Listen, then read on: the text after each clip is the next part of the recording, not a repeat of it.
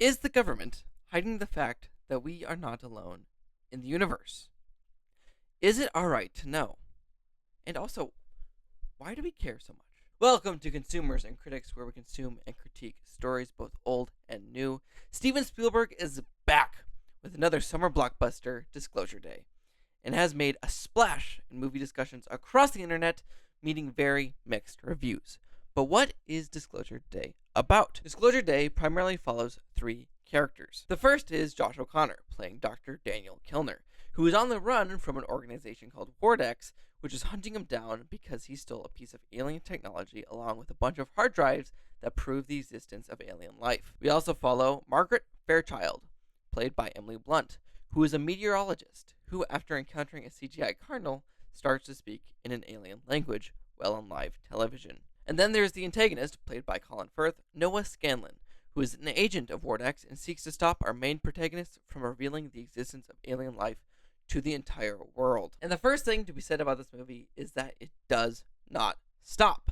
From the very first scene, this movie is a constant chase, and the suspense carries on throughout the film, and that's honestly just what I want from a Spielberg movie. Even if it's not his best film he's ever made, this movie is still enthralling. Just to prove how enthralling it was, I actually went to this movie with my mom, and she did not realize that she was holding her breath for like half the movie and actually had to get out of her seat and walk around. And part of that suspense is due to how Spielberg films his scenes. Throughout the entire film, I was just saying to myself, like, that's an awesome shot. That's an awesome shot. Not even talking about the story itself, but this movie is just great on a craftsmanship level. Another absolute standout of this movie is, of course, John Williams. Now, to me, the score of a film is so important, and John Williams nails it every time with his music. There's a particular sound that his music has that you just don't hear anymore in movies. His music always gives a movie a sort of old, maybe you could say classic feeling. And sure, Disclosure Day score isn't his best, but it's still a really good soundtrack with a memorable theme. The best performance in this movie, objectively, is Emily Blunt. She's charismatic as always, and she is forced in this movie to have a wide range of emotion, and she pulls it off so well. At the beginning of the movie, you can tell that her character is very restless. She even says to her boyfriend, played by Temu Captain America himself, Wyatt Russell, that she is looking for something, and she will know when she finds it. And throughout the film, you feel the upheaval of her life and kind of the chaos that her mental state is in, until finally, she discovers what she is looking for. And Emily Blunt's performance goes from a chaotic state to a state of serenity throughout the rest of the film. But as to my personal favorite performance in this movie is actually Colin Firth. I have not seen Colin Firth in that many movies. I think the only one other than this one is The King's Speech, which he's phenomenal in. But I think Colin Firth's character, Noah Scanlon, is the most entertaining to watch. I love how Spielberg introduces him with a shot that I think you could say it's the famous Spielberg shadow, but I think it would technically be the Spielberg silhouette. But anyways, from the first shot, he has this formidable vibe about him. And his formidability enhances when he literally learns how to possess people through alien technology, which pretty much makes him omnipresent. And this is a very interesting part of his character, because it almost seems that his godlike omnipresence goes to his head. I think the scene that best conveys that Scanlon thinks himself as a god is when he's talking with Josh O'Connor's girlfriend, Jane, played by Eve Hewson. During the conversation, Scanlon asks her to portray Kellner, and then quotes scripture. I do not remember the exact scriptural quotation he uses, but I believe it was something along the lines of Matthew 28:20. And behold, I am with you always, even to the end of the age. After forcing Jane to quote this verse, he says that he will be with her, and seems to put himself in place of Christ in the verse. And this goes along perfectly with his desire to keep the information about alien life secret. Scanlon seems to think that he is the one to decide whether the world deserves to know about aliens or not, and the movie questions whether that actually should be his decision to make. Scanlon's main reason is that he believes that Disclosure Day will upset all established order, resulting in worldwide chaos. But Scanlon's point of view comes into direct odds with two other characters in the story. Those two being Dr. Daniel Kellner, and Coleman Domingo's character, Hugo Wakefield. Hugo is convinced that people have a need to believe, and that they are ready to believe. Hugo is actually one of the characters I had the most questions about, because I kind of found it weird how much he knew.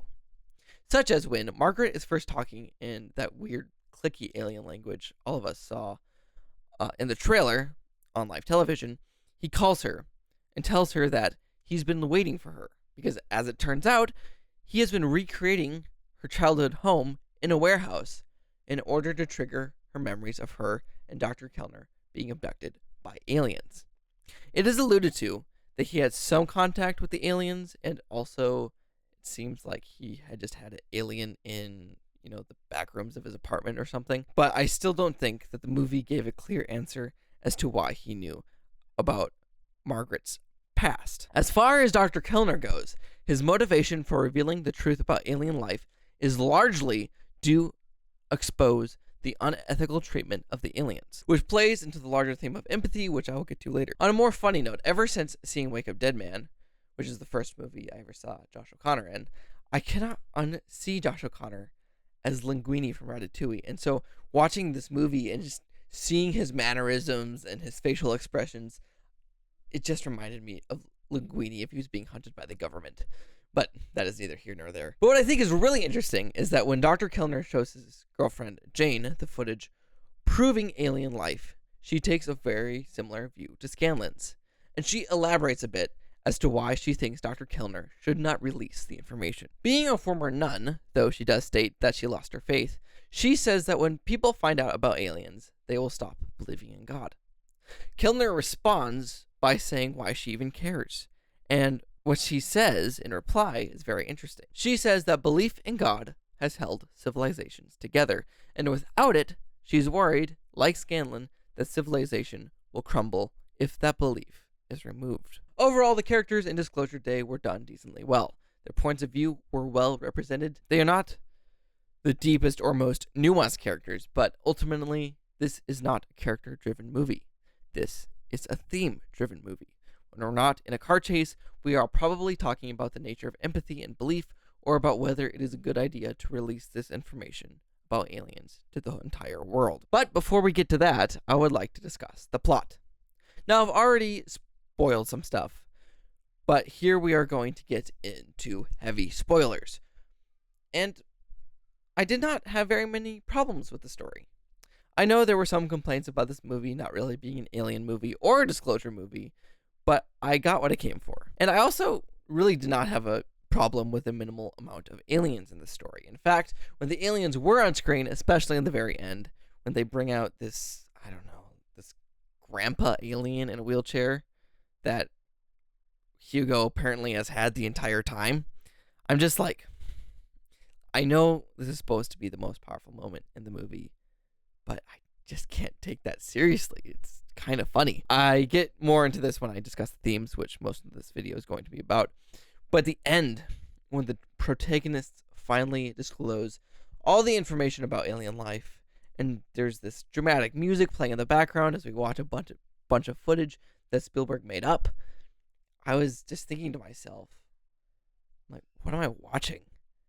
I don't know what I was expecting, but it didn't really hit for me. Also, just kicking a dead horse here, all Kellner had to do was upload the hard drives onto the internet, and then the movie wouldn't have needed to happen.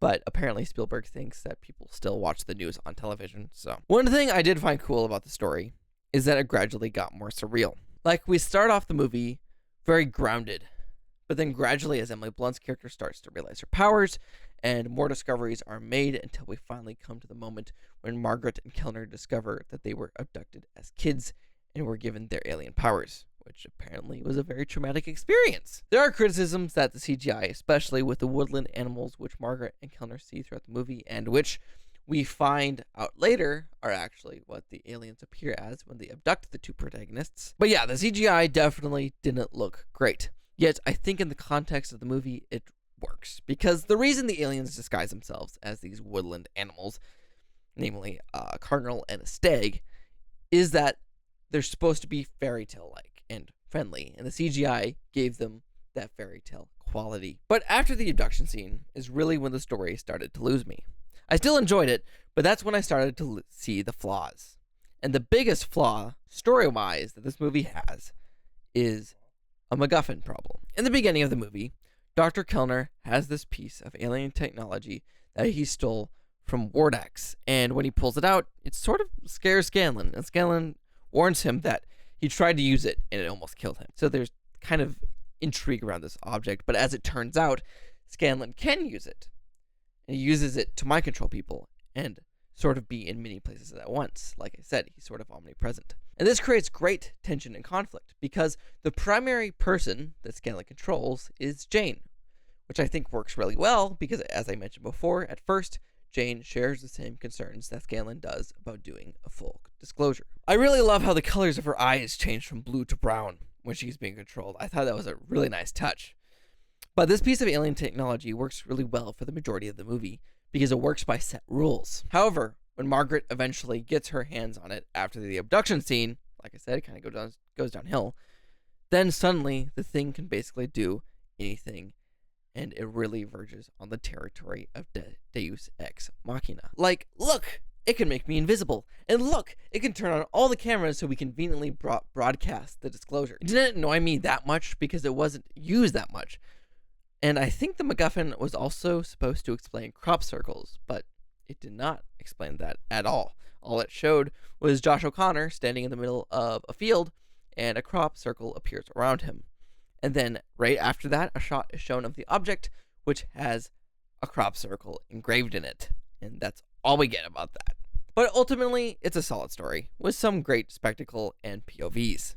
I adored that train sequence. Some of it was shown in the trailer, but it was so cool seeing that in theaters. But now we finally come to one of the reasons why I was so interested in this movie in the first place, besides, of course, the fact that it was directed by Stephen Spielberg, and that is the themes of the movie. And one thing about this movie is that the marketing was incredible. Like, it got me excited. But the part that got people talking was the final trailer that was released. The final trailer came out a couple of weeks before the release of the movie, and it cut between scenes from the movie and Steven Spielberg talking. And at the very end of the trailer, Spielberg says, "Wouldn't it be wonderful for people to know that all of this is true?" And it became obvious as the press tour went on that Spielberg does in fact believe that aliens are here on Earth and that the government is hiding them from us. And walking into this movie, I assumed by what he said that he would give me an argument for why aliens exist. But does this movie provide evidence for the existence of aliens? And the answer is no, it really doesn't. I think what he really is arguing for isn't the existence of aliens, but the benevolence of aliens if they exist. Now, here's what I mean. The world that Disclosure Date is set in is on the verge of World War III, and Spielberg sets forth that full disclosure is what will bring the world back from the brink. When Hugo is talking to Scanlan toward the end of the movie, Hugo talks about how the aliens believe that empathy is an evolutionary advantage.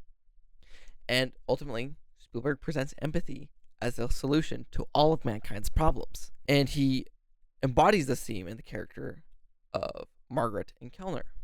As I said before, Kellner's entire drive in the story is empathy for the aliens who are being mistreated by Scanlan and Wardex. But he is largely to represent listening in the story, not necessarily empathy itself, because the power he was given by the aliens was to be able to understand their language. But listening is still a subcategory of empathy. However, Margaret is actually the one who is meant to be the ultimate embodiment of empathy in the story. Her words when she is speaking in an alien language on the news is "Don't fear what you don't understand." And the only person who can translate that is Dr. Kellner. And that is, of course, the message that the aliens want to get across to the world. In another scene, Kellner is taken captive by Wardex.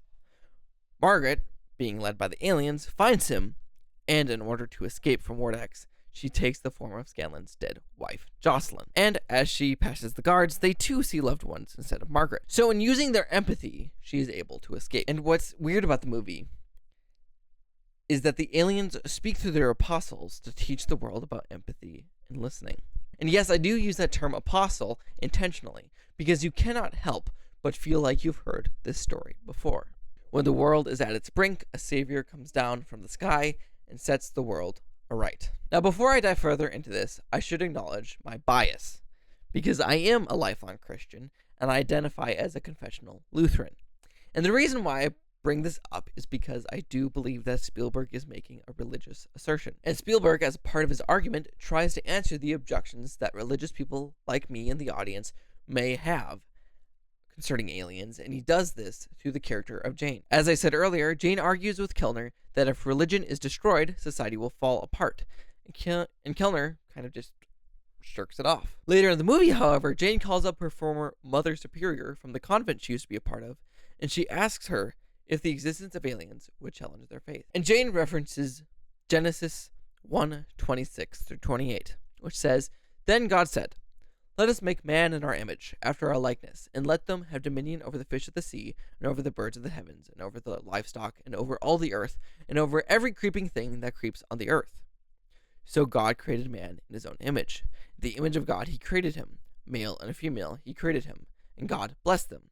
And God said to them, 'Be fruitful and multiply, and fill the earth and subdue it, and have dominion over the fish of the sea, and over the birds of the heavens, and over every living thing that moves on the earth.'" Jane raises the concern that in these verses, man is portrayed as God's supreme creation. But her Mother Superior responds with that the verse specifies that human are God's supreme creation on earth, and that if aliens do exist, God would love them too. What I respect so much about what Spielberg is trying to do here is that so many people think that if aliens came down to earth, religion would vanish. But this just isn't true. Aliens coming would definitely pose theological questions, but religion would still survive. On the other hand, Spielberg is also trying to make the religious people in the audience more open to what he has to say. As any good rhetorician does, he tries to answer the objections. Now, like I said, aliens would not really pose a problem for religion, but not only did I find this movie's argument about aliens unconvincing, but it actually affirmed what I thought about the sightings of little green men and flying saucers. And that's that they are, in fact, extraterrestrials, but just not the ones that people think. I think that these sightings might be demonic in nature. And after seeing this movie, and if this movie is what Spielberg actually thinks about aliens, I think I'm right. Because the worldview of this movie is not at all new. In fact, it is simply a rebrand of a very, very old philosophy called Gnosticism. There are a lot of aspects to Gnosticism, but one of the main doctrines is that of hidden knowledge being revealed through human vessels. The givers of this hidden knowledge are often known as demiurges. So you have the demiurges who speak through people and reveal the secrets of the universe. And when watching this movie, that's exactly what I saw. The aliens, or demiurges, speak through Margaret and Kellner, the vessels, to reveal the knowledge that has been kept hidden from us by the government. And the reason why I think this movie proves my theory of aliens being the demons from Christian theology is that the revealing of the knowledge through the vessel is often a possession. And that is the best way to describe what the aliens do to Margaret in this movie. When the aliens grab hold of her, she's suddenly being told to do things on a gut instinct.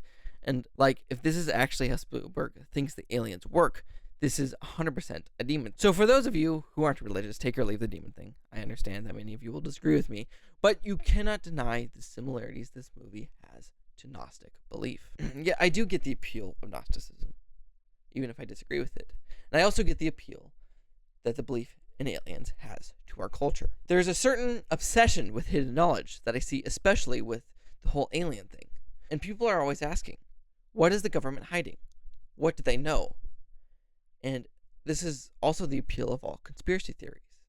It is the appeal of being certain about something, because uncertainty is one of the primary sources of fear and anxiety in our culture. So if you are in the know, it ultimately brings you comfort. And this plays into the appeal of knowing the hidden knowledge concerning aliens. One of the lines that struck me the most in the movie is when the disclosure is happening and one of the news reporters says with hope and relief in her tone, "We are not alone." When I saw that, I realized the appeal that this worldview has. Because it is a prevalent belief in our culture that we are alone. And the belief that there are other beings out there other than ourselves bring our culture comfort and hope. Because another cause of anxiety is isolation. And in an increasingly more isolated culture, it is comforting to say that we are not alone. It plays into what Hugo says to Scanlon, and that people need to believe in something, and that they are ready to believe. And as a Christian, I wholeheartedly agree with this.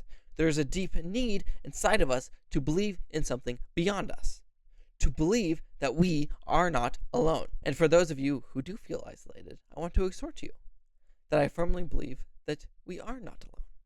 The one who is with us is not some bug-eyed little green man, but a loving God. Of course, I know that a lot of you will disagree with me, and that's okay. I would love to see what you think about this issue down in the comments. Again, what I want is honest discussion about these issues. But coming from a Christian point of view, when I see movies like this, you have to understand I can't help but see someone promoting a more rational version of the Greek or Roman pantheon of gods. The only difference being that these gods are more digestible for the cultural zeitgeist. Now, overall, the movie was well made, and it gave me a lot to chew on, which I always appreciate, even if I disagree with what is being presented. But I want to know what you think. Do aliens exist? If so, what are they? Are they little green men? Are they little rock spiders like Rocky from Project Hail Mary? Give me your reasons. I want to hear from you. There's been a lot of really interesting discussion on this film, and I want it to continue just on a deeper level. Thank you so much for sticking with me. Please like and subscribe if you have not already. Comment down below, and please keep the conversation civil, no matter how much you think the other person is stupid and wrong. I will see you in the next video.